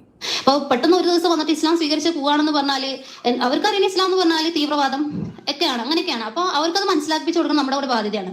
അപ്പോൾ ഞാൻ തർബിയത്തിൽ ഞാൻ പറഞ്ഞിട്ടില്ല, ഇതൊരു മണി ചെയിൻ ആണ്, ഒരു ബൈനറി പ്ലാൻ ആണ്. നമ്മൾ ഈ മതത്തിലേക്ക് വന്നാൽ മറ്റുള്ളവരെ കൂടി ഈ മതത്തിലേക്ക് കൊണ്ടുവരാൻ ഒരു ബാധ്യത നമുക്കുണ്ട്, അത് നമ്മൾ ചെയ്യണം. ശരി. 3 മാസം നിന്നതിന് ശേഷം എൻ്റെ വീട്ടുകാരോട് പോവാണ്. പോയിട്ട് എല്ലാവരും പറഞ്ഞിട്ട് പോകണ്ട, തിരിച്ചു വരാൻ പറ്റൂല, അങ്ങനെയായിരിക്കും ഇങ്ങനെയായിരിക്കും. ഞാൻ പക്ഷേ പഠിച്ചോളെ തവക്കൽ ചെയ്തുകൊണ്ട് പോയി. നമ്മൾ അള്ളാഹിൽ എന്തെങ്കിലും വരമേൽപ്പിച്ചിട്ടുണ്ടെങ്കിലും, വളരെ നിഷ്കളങ്കമായി വരമേൽപ്പിച്ചിട്ടുണ്ടെങ്കിൽ തീർച്ചയായും പഠിച്ചോൻ അതിന് തീർച്ചയായും സഹായിക്കുന്നുള്ള ഒരു വിശ്വാസമുണ്ട്. അപ്പോൾ പഠിച്ചോൻ അതിലെല്ലാം സഹായിച്ചിട്ടുണ്ട്. അങ്ങനെ പോയി. പഠിച്ചോൻ പിന്നെ സഹായിക്കാതിരിക്കുവോ? ഹമാസുകാര് ചെന്ന് കയറി കൊടുത്തത് ഇസ്രായേലർക്കെതിരെ അള്ളാഹു സഹായിക്കുമെന്ന് പറഞ്ഞാണ്. സഹായിച്ചില്ല, ഒറ്റ നേതാക്കന്മാരില്ലല്ലോ. ഹിസ്ബുള്ളയും അതുപോലെ ചെന്ന് കയറി കൊടുത്തു, ഒറ്റ നേതാക്കന്മാരില്ല. ഇറാനും ചെന്ന് കയറി കൊടുത്തു, അള്ളാഹു സഹായിക്കും. പക്ഷേ ഇത് സൈബർ യുഗമല്ലേ, പടച്ചോൻ കുറച്ച് തിരക്കില്ല, നിങ്ങൾ അതുകൂടി മനസ്സിലാക്കണം. പടച്ചോൻ്റെ അടുത്ത് ഇതുവരേക്ക് മറ്റേ മെഷീനും സീലും ഒന്നും എത്തിയിട്ടില്ല. ഓരോ അരിമണിയിലും പേരെഴുതണമെന്ന് വെച്ചാൽ വലിയ ബുദ്ധിമുട്ടല്ലേ. അപ്പൊ ആ പേരുകളൊക്കെ അച്ചടിക്കുന്ന തിരക്കില് ഒരുപക്ഷെ നിങ്ങളോട് ഇറങ്ങി പുറപ്പെട്ടോളാനെന്നൊക്കെ പറഞ്ഞു എന്നുള്ളത് ശരിയാ. ഇസ്രായേലരുടെ കണ്ണിൽ പൊടിയിടാനും അവരുടെ മനസ്സിൽ ഭയം ഇട്ടുകൊടുക്കാനും നിങ്ങളുടെ മനസ്സിലേക്ക് ആത്മവിശ്വാസം ഇടാനും എപ്പോഴും പടച്ചോന് പറ്റിയെന്ന് വരില്ല. പടച്ചോൻ തിരക്കിലാണ്, അരിയിൽ പേരെഴുതുന്ന തിരക്കിലാണ്, നിങ്ങൾ തെറ്റിക്കരുത്. പോയിട്ട് വളരെ ഞാൻ പ്രതീക്ഷിച്ചതിൽ കൂടുതലായിരുന്നു അവരുടെ സ്വീകരണവും എല്ലാം. നമസ്കാരത്തിനായിട്ട് റൂം ഒരുക്കി തരല്ലേ, ഞാൻ ചെറിയ പെരുന്നാളുടെ ടൈമിലായിരുന്നു അവിടെ വീട്ടിലുണ്ടായിരുന്നത്. നമസ്കാരത്തിന് റൂം ഒരുക്കി തരലും, അവരെന്നെ തുടയ്ക്കും തേക്കും ഒക്കെ ചെയ്യും, നോമ്പിന് അത്താഴം ഉണ്ടാക്കും. അങ്ങനെയൊക്കെ ചെയ്യുമ്പോൾ എനിക്ക് ഭയങ്കര സങ്കടമാണ്. പഠിച്ചോനെ, ഇതൊക്കെ ഇവരിങ്ങനെ ചെയ്തു തരുന്നുണ്ടല്ലോ, ഇവരെങ്ങനെ പിന്നെ ഞാൻ ചതിച്ചിട്ട് ഇങ്ങനെ പോകും. കാരണം നമ്മൾ പോയി പറയാന്നല്ലാതെ അവര് ഒന്ന് കേട്ടോ അതൊന്ന് ചെവി തുറന്നൊന്ന് കേൾക്ക്. ഈ പെൺകുട്ടിയുടെ വീട്ടുകാർ ഈ പെൺകുട്ടിക്ക് ചെയ്തു കൊടുക്കുന്ന സൗകര്യങ്ങളെ കുറിച്ചാണ് ഈ പറയുന്നത്. നമുക്ക് ആ ഭാഗം ഒന്നും കൂടി കേൾക്കാം. തർബിയത്തിൽ കാണാനും വേണ്ടി, തിരിച്ചു വിളിക്കാനും വേണ്ടിയിട്ട്. അങ്ങനെ 1 മാസം ഞാൻ അവിടെ നിന്നു. 1 മാസമല്ല 3 മാസം നിന്നു. പിന്നെ എനിക്ക് തോന്നി, കാരണം ഞാൻ മനസ്സിലാക്കിയ സംഭവം എൻ്റെ വീട്ടുകാർക്കും കൂടെ അത് മനസ്സിലാക്കിപ്പിക്കണം. കാരണം അവിടെ എന്ന് പറഞ്ഞ ഗ്രാമമാണ്, അവർക്കത് പെട്ടെന്ന് കൂടെ ഉൾക്കൊള്ളാൻ പറ്റില്ല. അപ്പോൾ പെട്ടെന്ന് ഒരു ദിവസം വന്നിട്ട് ഇസ്ലാം സ്വീകരിച്ച് പോവുകയാണെന്ന് പറഞ്ഞാൽ ആ ഗ്രാമത്തിൽ തന്നെയുള്ള ആളല്ലേ നീയും? നിങ്ങൾ പട്ടണക്കാരി ആയല്ലോ ഇപ്പൊ അല്ലേ? അത് ഞാൻ മറന്നുപോയി. ഇപ്പൊ പട്ടണക്കാരി ആയല്ലോ. ഇപ്പൊ അവരുടെ പേരൻസ് മാത്രമല്ലേ ഗ്രാമത്തിൽ നിൽക്കുന്നത്. അത് ശരിയാണ്. ഇവർക്ക് ഇനി മനസ്സിലാക്കാൻ താമസം കൊടുക്കും. നിങ്ങൾ പട്ടണത്തിൽ പോയപ്പോ നിങ്ങൾക്ക് പെട്ടെന്ന് മനസ്സിലായി. ശരി. അവർക്കറിയാം ഇസ്ലാം എന്ന് പറഞ്ഞാൽ തീവ്രവാദം ഒക്കെയാണ്, അങ്ങനെയൊക്കെയാണ്. അപ്പൊ അവർക്കത് മനസ്സിലാക്കിച്ചു കൊടുക്കണം. ഇസ്ലാം തീവ്രവാദമല്ല എന്ന് തെളിയിച്ചു കൊടുക്കാൻ ഒരു ബാധ്യത ഞമ്മക്കുണ്ടല്ലോ, അതാണ് തെളിയിച്ചു കൊടുക്കാൻ പോണത്. അവിടെ ബാധ്യതയാണ്. അപ്പോൾ ഞാൻ തർബിയത്തിൽ 3 മാസം നിന്നതിന് ശേഷം എൻ്റെ വീട്ടുകാരോട് പോവാണ്. പോയിട്ട് എല്ലാവരും പറഞ്ഞിട്ട് പോകണ്ട, തിരിച്ചു. ഇവര് ഇസ്ലാം മതം പൂർണ്ണമായും സ്വീകരിച്ചു കഴിഞ്ഞു. ഇനി ഇവര് പോകുന്നത് കാഫിറുകളായ മാതാപിതാക്കളുടെ വീട്ടിലേക്കാണ്. ശ്രദ്ധിച്ചു കേട്ടോ. പറ്റൂല, അങ്ങനെയായിരിക്കും ഇങ്ങനെയായിരിക്കും. ഞാൻ പക്ഷേ പഠിച്ചോളെ തവക്കൽ ചെയ്തുകൊണ്ട് പോയി. നമ്മൾ അള്ളാഹിൽ എന്തെങ്കിലും തവക്കുൽ ചെയ്യാന്ന് പറഞ്ഞാൽ ഭരമേൽപ്പിക്കുക എന്നാണ് കേട്ടോ. ഏൽപ്പിച്ചിട്ടുണ്ടെങ്കിലും, വളരെ നിഷ്കളങ്കമായി ഭാരമേൽപ്പിച്ചിട്ടുണ്ടെങ്കിൽ തീർച്ചയായും പഠിച്ചോൻ അതിന് തീർച്ചയായും സഹായിക്കുന്നുള്ള ഒരു വിശ്വാസമുണ്ട്. അപ്പോൾ പഠിച്ചോൻ അതിലെല്ലാം സഹായിച്ചിട്ടുണ്ട്. ഇവർ പോകുന്നത് ഇവരുടെ മാതാപിതാക്കളെ ഇസ്ലാമിലേക്ക് കൊണ്ടുവരാനാണല്ലോ. ഇസ്ലാം തീവ്രവാദമല്ല എന്ന് മനസ്സിലാക്കി കൊടുക്കാനാണല്ലോ.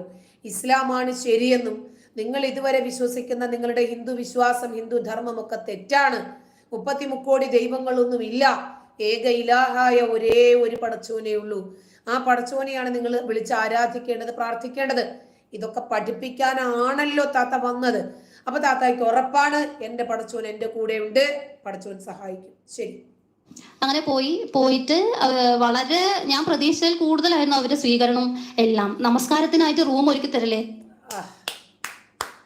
കാഫിറുകളായ മാതാപിതാക്കളുടെ സഹിഷ്ണുതയാണ് ഈ പെണ്ണി വിളിച്ചു പറയുന്നത്.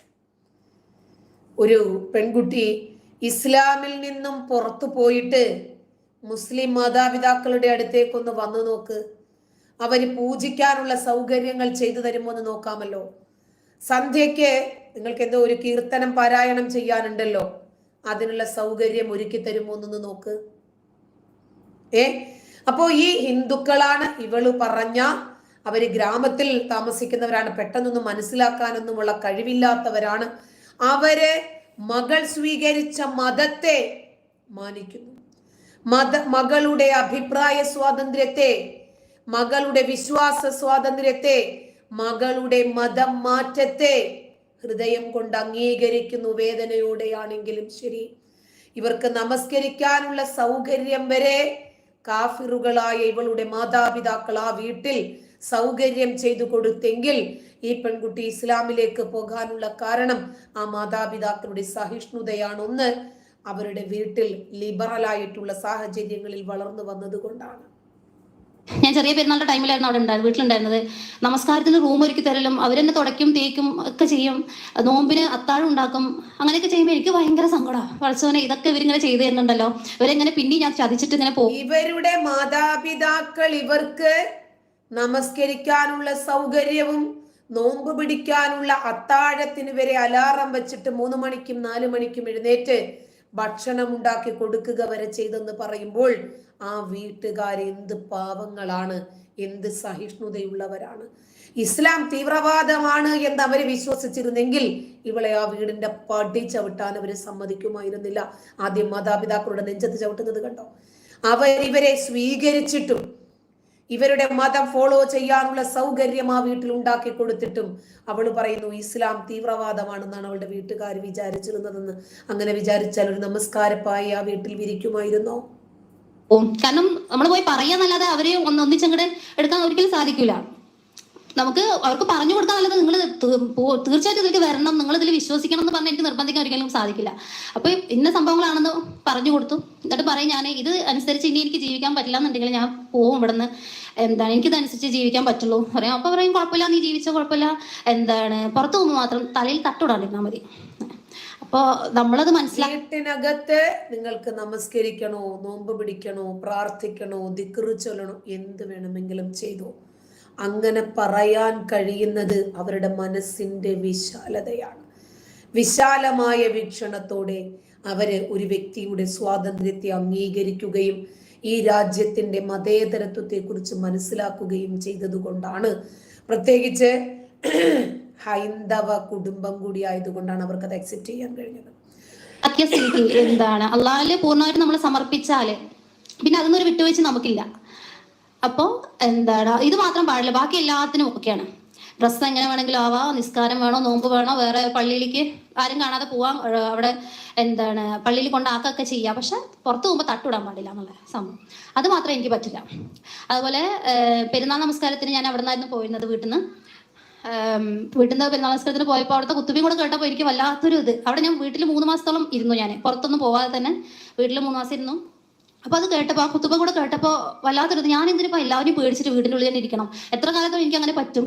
അതായത് മറ്റുള്ളവർ അറിയാതെ ഞാൻ മുസ്ലിം ആയിട്ട് ഇങ്ങനെ വീടിൻ്റെ ഉള്ളിൽ മാത്രം ഇരുന്നിട്ട് അങ്ങനെ അതിന്റെ ആവശ്യമില്ലല്ലോ. അപ്പൊ ഇതൊന്നും പുറത്തറിഞ്ഞാലും കുഴപ്പമില്ല, കാരണം എനിക്ക് എന്റേതാണ് പോണത്. കാരണം ഞാൻ പെട്ടെന്ന് ആ വീട്ടിൽ ഞാൻ ഇസ്ലാം മതവും സ്വീകരിച്ച് വിശ്വസിച്ചിട്ട് വീട്ടിനകത്തിരിക്കാനാണോ മറ്റുള്ളവരെ കൂടി ഈ മതത്തെക്കുറിച്ച് മനസ്സിലാക്കി കൊടുക്കാനും മറ്റുള്ളവരെ കുറിച്ച് കൂടി ഈ മതത്തിലേക്ക് വലിച്ചിടാനും ഒക്കെയുള്ള ബാധ്യത എനിക്കില്ലേ? അങ്ങനെയാണല്ലോ തർബിയത്തുകളിൽ നിന്നൊക്കെ ഞാൻ പഠിച്ചത്. അതിനനുസരിച്ച് താത്ത ഇനി മുതൽ ഇറങ്ങിത്തിരിക്കുവാണ് ആൾക്കാരെ മതം പഠിപ്പിക്കാൻ നോക്കിക്കോ. ടൈമിൽ മരിച്ചു പോയാൽ നരകത്തിലായിരിക്കുമല്ലോ. കാരണം എനിക്കും എൻ്റെ കുടുംബക്കാർ വരുന്ന സമയത്ത് ആ ഹിജാബ് ഇട്ട് നിൽക്കാൻ പറ്റുന്നില്ല. അങ്ങനെയുള്ള ഓരോരോ കാരണങ്ങൾ. മറ്റു കുടുംബക്കാരൊക്കെ ആണെങ്കിലും കസിൻസ് ഒക്കെ വന്നാലും അടിച്ചിട്ടൊക്കെ സംസാരിക്കാം, എന്താ വിശേഷം എന്നൊക്കെ പറഞ്ഞിട്ട് ഇങ്ങനെ അടിച്ചത്. അപ്പൊ അതൊന്നും നമുക്ക് പറ്റൂല, കാരണം അന്യപുരുഷന്മാരാണ്. അപ്പൊ അതൊന്നും നിൽക്കാൻ പറ്റില്ല എന്നൊക്കെ കണ്ടപ്പോ എനിക്ക് ഭയങ്കര ഒരു സങ്കടവും എന്തൊക്കെ ഇതായിട്ട് ഞാൻ പിന്നെ തീരുമാനിക്കാൻ പോരണമെന്ന്. അപ്പോഴാണ് നമ്മളെ നിച്ച് ഓഫ് ട്രൂത്തിന്റെ ഒരു പ്രോഗ്രാം പാലക്കാട് വെച്ച് ഉണ്ടായിരുന്നു. അപ്പൊ ഞാൻ എൻ്റെ ഫ്രണ്ടിനോട് പറഞ്ഞു അവിടെ പോയിട്ട് അവരുടെ അടുത്ത് എന്താ സംഭവം എന്നൊന്നും അറിയില്ല, ജസ്റ്റ് ഇങ്ങനെ സംസാരിക്കും. അപ്പോൾ എന്തെങ്കിലും ഒരു വഴി കാണാണ്ടിരിക്കില്ല എന്ന് പറഞ്ഞാൽ അവള് പിന്നെ കോണ്ടാക്ട് ചെയ്ത് പിന്നീട് ഞാൻ ഇറങ്ങി വരുന്നത് നിച്ചിന്റെ ഈ ഇതിലൂടെയാണ്. അപ്പൊ വീട്ടുകാര് ഇപ്പോഴും ഇതാക്കിക്കൊണ്ടിരിക്കുന്നതാണ്, തിരിച്ചു വിളിച്ചുകൊണ്ടിരിക്കുകയാണ്. ഇപ്പൊ എനിക്ക് കല്യാണം കഴിഞ്ഞ അൽഹംദുലില്ലാ നല്ല കുടുംബമാണ്, കല്യാണം കഴിഞ്ഞ് കുട്ടിയായി. എന്നാലും പറയും നീ തിരിച്ചു വരണം, കുട്ടീനെ അവിടെ കൊടുത്തിട്ട് വന്നാലും ഞങ്ങൾ സ്വീകരിക്കാം എന്നൊക്കെ പറയും. അങ്ങനെ അപ്പോ ആ ഒരു അവസ്ഥകളിൽ നിന്നൊക്കെ ഇപ്പൊ ഒരു ഇത് വന്നിട്ടുണ്ട് ഇപ്പൊ. അപ്പൊ നമ്മളുടെ ഇതെന്ന് വെച്ചാല് പടച്ചോലില് പൂർണ്ണമായിട്ട് നമ്മളെ ഏൽപ്പിച്ചു കഴിഞ്ഞാല് പിന്നെ അവൻ പറയണ എന്തോ അതനുസരിച്ച് ജീവിക്കുക എന്നുള്ളത് മാത്രമാണ്. അവിടെ പിന്നെ നമ്മുടെ മാതാപിതാക്കളോ അവര് ആ ദീനിനും എതിരായിട്ടാണ് അവിടെ നിൽക്കണമെന്നുണ്ടെങ്കിൽ ഒരിക്കലും അവരുടെ ഇത് നമുക്ക് കേൾക്കേണ്ട ആവശ്യമില്ല. അതുകൊണ്ട് തന്നെയാണ് 2ാം പ്രാവശ്യം തിരിച്ച് വന്നതും. അതുപോലെ നമുക്കറിയാം നമ്മൾ വിശ്വസിച്ച ഇസ്ലാമിനെതിരായിട്ടാണ് നമ്മുടെ മാതാപിതാക്കൾ നമ്മളോട് സംസാരിക്കുന്നതെങ്കിൽ അവരെ ഗൈഡായിട്ട് സ്വീകരിക്കാതെ പെൺകുട്ടി പഠിച്ചത് കൃത്യമായിട്ടുള്ള ഇസ്ലാമാണ്. ഈ സ്ത്രീ ശരിയായ ഇസ്ലാമാണ് പഠിച്ചത്. ഇവരെ കൊണ്ടുപോയി പഠിപ്പിച്ചത് നിച്ച് ഓഫ് ട്രൂത്ത് ആണ്. ഇമാം അക്ബറിന്റെ നിച്ച് ഓഫ് ട്രൂത്തിൽ നിന്നാണ് ഇവർ ഇസ്ലാം പഠിക്കുന്നത്. തർബിയത്ത് എന്ന് പറയുന്ന കോഴിക്കോടുള്ള സ്ഥാപനത്തിൽ നിന്നാണ് ഇവർ ഇസ്ലാമിനെ കുറിച്ച് പഠിക്കുന്നത്. സ്വാഭാവികമാണ് ഇവരിങ്ങനെ തന്നെ ചിന്തിക്കും, ഇങ്ങനെ തന്നെ ചിന്തിക്കണം.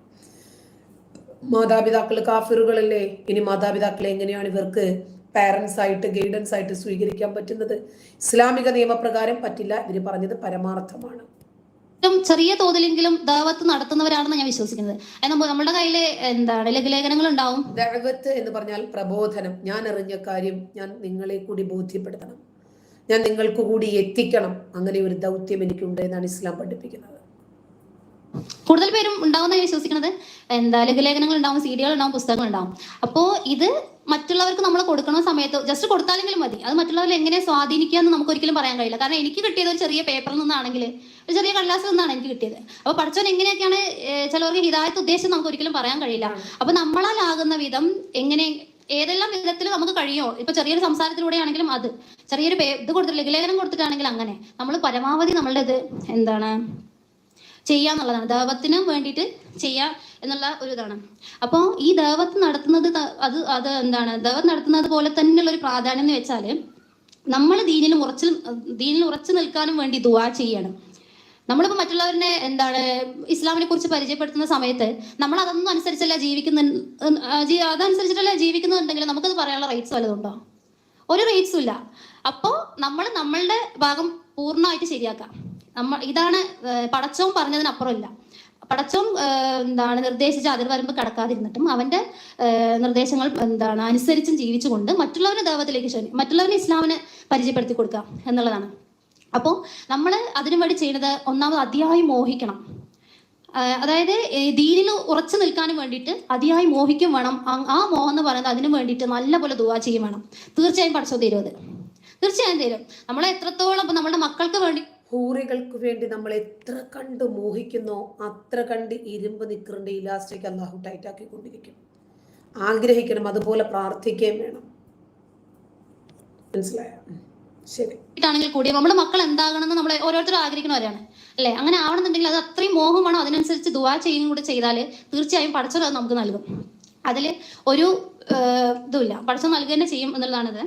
അപ്പം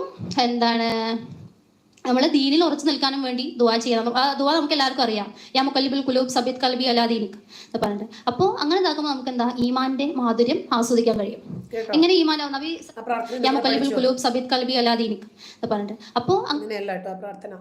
അല്ലാഹുമ്മ അല്ലാഹുവേ യാ മുഖല്ലിബൽ ഖുലൂബ്, ഹൃദയങ്ങളെ മാറ്റിമറിക്കുന്ന റബ്ബേ, ലാ തുസിഅ ഖുലൂബനാ, നീ ഞങ്ങളുടെ ഹൃദയങ്ങളെ മാറ്റിമറിക്കല്ലേ, ബഅദ ഇദ് ഹദൈതനാ, നീ ഞങ്ങളെ സന്മാർഗത്തിലാക്കിയതിനു ശേഷം, വഹബ് ലനാ മിൻ ലദുങ്ക റഹ്മ, അല്ലാഹുവേ നിന്നിൽ നിന്നുള്ള കാരുണ്യത്തെ നീ ഞങ്ങൾക്ക് ദാനമായി നൽകുകയും ചെയ്യണമേ.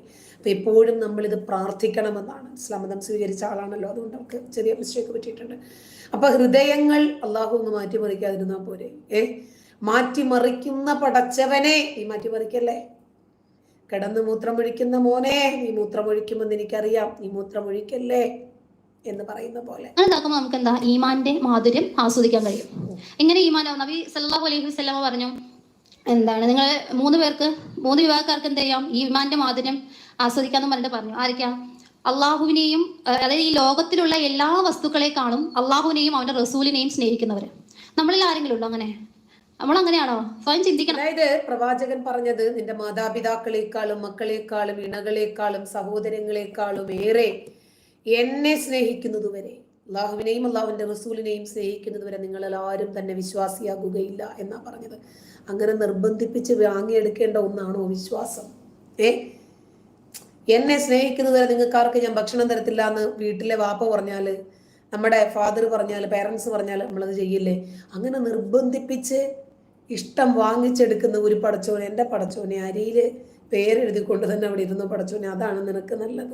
കാരണം നമ്മൾക്ക് നമ്മുടെ മക്കൾക്ക് എന്തെങ്കിലും ഒന്നായി, ഭർത്താക്കന്മാർക്ക് എന്തെങ്കിലും ഒന്നായി, പടച്ചോനെ അവര് പോയ എനിക്ക് ആരാ ഉള്ളത് എന്നൊക്കെ ചിന്തിക്കുക.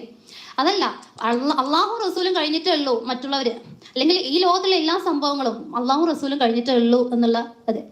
രണ്ടാമത് വന്നിട്ട് അള്ളാഹുവിന് വേണ്ടിയിട്ട് ഒരാളെ സ്നേഹിക്കുക, അള്ളാഹുവിന് വേണ്ടിയിട്ട് ഒരാളെ വെറുക്കുക. അപ്പൊ നമുക്ക് എന്ത് ചെയ്യാൻ പറ്റും? ഈമാന്റെ മാധുര്യം പൂർണ്ണമായി ആസ്വദിക്കാൻ കഴിയും. മൂന്നാമത് പറഞ്ഞത് എന്താണ്, സത്യനിഷേധത്തിലേക്ക് പോകുന്നത്. ഞാൻ പറഞ്ഞ കാര്യമാണ്, ദീനിൽ അടിയുറച്ച് നിൽക്കുന്ന ആ കാര്യം പറഞ്ഞ സത്യനിഷേധത്തിലേക്ക് പോകുന്നത്. ഒരു തീ, ഇപ്പൊ നമ്മളെ തീയിലേക്ക് എറിയപ്പെടുന്നത് വെറുക്കുന്നത് എങ്ങനെയാണോ അതുപോലെ വെറുക്കുക എന്നുള്ളതാണ്. മനസ്സിലായോ? അപ്പോൾ എന്താണ്, നമുക്കെന്താ ദീനിൽ അടിയുറച്ച് നിൽക്കാനും വേണ്ടി അതിയായി മോഹിക്കുകയും ദുആ ചെയ്യുകയും ചെയ്യാം. ഇൻഷാ അല്ലാഹ് അള്ളാഹിന്റെ അനുഗ്രഹം തീർച്ചയായും നമുക്ക് ഓരോരുത്തർക്കും ഉണ്ടാവും. പിന്നെന്താ, ഇത്രയാണ് എനിക്ക് പറയാനുള്ളത്. അതായത് ഇസ്ലാമിന്റെ മാധുര്യം, ഈമാനിന്റെ മാധുര്യം, സത്യവിശ്വാസത്തിന്റെ മാധുര്യം നമ്മൾ അനുഭവിക്കണമെങ്കിൽ അള്ളാഹുവിനെയും അവന്റെ റസൂലിനെയും ഈ ലോകത്തിൽ എന്തിനേക്കാളും ഇഷ്ടപ്പെടണം. അള്ളാഹുവും റസൂലും വേണ്ട എന്ന് പറഞ്ഞത് കണ്ണടച്ചുപേക്ഷിക്കാൻ സാധിക്കണം. ഇസ്ലാമിലേക്ക് പ്രവേശിച്ചിട്ട് തിരിച്ചു പോകുന്നതിനെ, തീക്കുണ്ടാരത്തിൽ എറിയപ്പെടുന്നതിനെ നമ്മൾ എത്രമാത്രം ഭയപ്പെടുന്നു അത്രമാത്രം ഭയപ്പെടണം. അല്ല, ഇത് അത്രമാത്രം ചക്കര മതമാണെങ്കിൽ ഇതിൽ തന്നെ ആൾക്കാർ നിൽക്കത്തില്ലേ? ഇതിനകത്ത് കയറിയിട്ട് പിന്നെ ആരെങ്കിലും ഇറങ്ങിപ്പോകുമോ? പഠിച്ചോ, മൊത്തം കോമഡിയാ. സ്വർഗം കാക്കാൻ മാലിക്, നരകം കാക്കാൻ മലക്ക് റിലുവാൻ. സ്വർഗത്തിൽ നിന്ന് ആരെങ്കിലും സുഖം മതി എന്ന് പറഞ്ഞ് ഇറങ്ങി ഓടിപ്പോകുമോ?